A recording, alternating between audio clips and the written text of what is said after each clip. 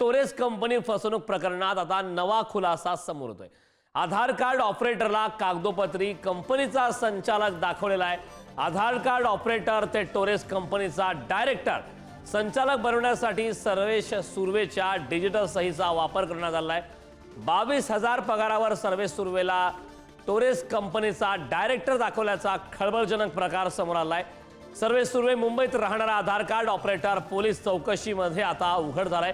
Torres company फसवणूक प्रकरणात सर्वेश सुर्वेलाही पोलिसांकडून अटक करण्यात आलेली आहे। सर्वेश सुर्वे नेमका कोण आहे ते आपण पाहणार आहोत ग्राफिक्सच्या माध्यमातून। टोरेस कंपनीने आधार कार्ड ऑपरेटर सर्वेश सुर्वेला डायरेक्टर करण्यात आले।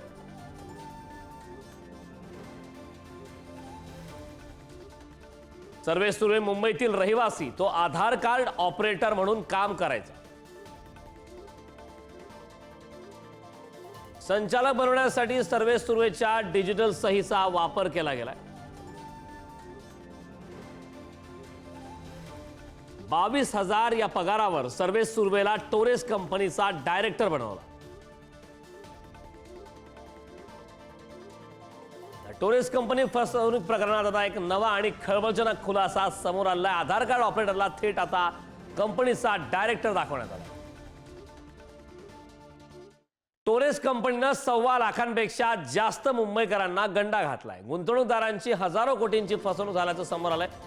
फसवणुकीचा आकडा 8 ते 10 हजार कोटींवर जाण्याची शक्यता आहे। टोरेस कंपनीच्या संचालकांसह 3 जणांना अटक देखील करण्यात आली आहे। कंपनीचा संस्थापक जॉन कॉटर आणि विक्टोरिया कोवालेका युक्रेनला पसार झालेले आहेत। कंपनी संस्थापक जॉन कॉटर विक्टोरिया युक्रेनला पसार झाल्याची चर्चा आहे।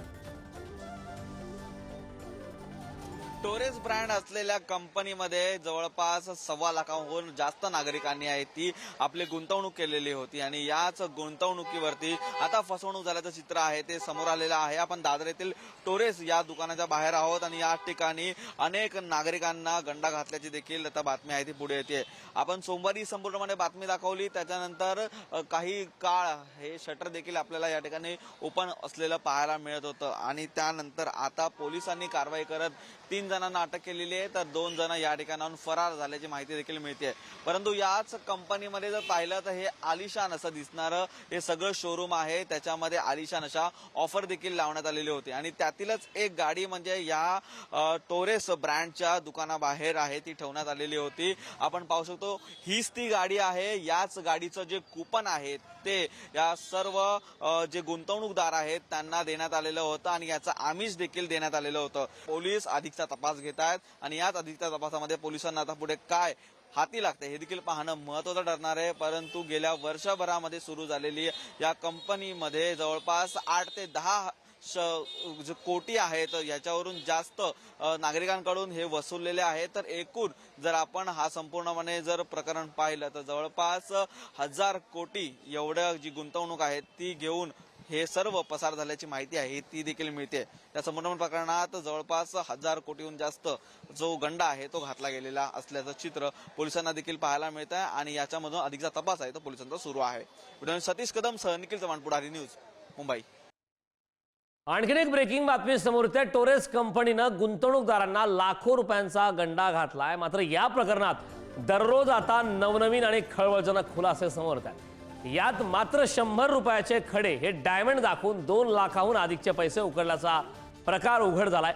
हे डायमंड नक्की काय आहेत याचा आढावा घेतला आमचे प्रतिनिधी निखिल चव्हाण यांनी। टोरेस कंपनीकडून अनेक गुंतवणूकदारांना फसवणूक करण्यात आलेली आहे। या प्रकरणी पोलिसांनी 3 जणांना अटक देखील केलेली आहे आणि दोघांचा शोध आहे तो या ठिकाणी पोलीस घेत आहेत। या संदर्भात लुकआउट नोटीस देखील जारी करण्यात आलेली आहे। परंतु या संपूर्ण प्रकरणात जर नागरिकांना फसवण्यात आलेलं आहे तर ते खोटे खडे दाखवून, खोट्या अपेक्षा दाखवून, हेच खडे ते माझ्यासमोर आहेत, आपण या ठिकाणी पाहू शकतो।